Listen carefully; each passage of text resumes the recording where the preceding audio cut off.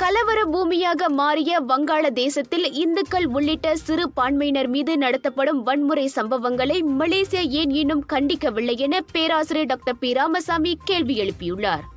சிறுபான்மையினர் குறிப்பாக இந்துக்கள் மீதான தாக்குதலை கண்டித்து உலக நாடுகள் எல்லாம் அறிக்கை வெளியிட்டுவிட்டன.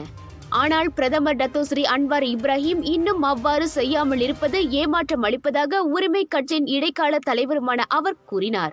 பல்லின மக்களை கொண்ட மலேசியாவுக்கு பிரதமர் என்ற முறையில் அன்வார் வங்காளதேசத்தில் நடக்கும் அட்டூழியங்கள் குறித்து அந்நாட்டு இடைக்கால அரசிடம் கண்டனம் தெரிவிக்க வேண்டுமென ராமசாமி வலியுறுத்தினார்.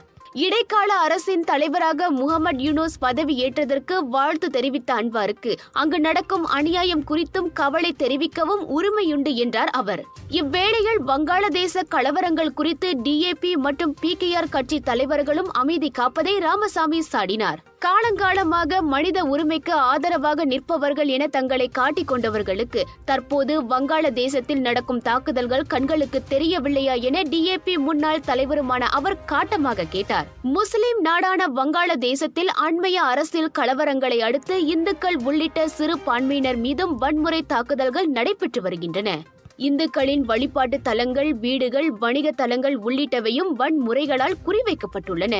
வன்முறைகளை தடுத்து நிறுத்தி சிறுபான்மையினர் நலம் காத்திட வங்காளதேச இடைக்கால அரசு முயற்சிகளை எடுக்க வேண்டுமென பரவலாக கோரிக்கை எழுந்துள்ளது.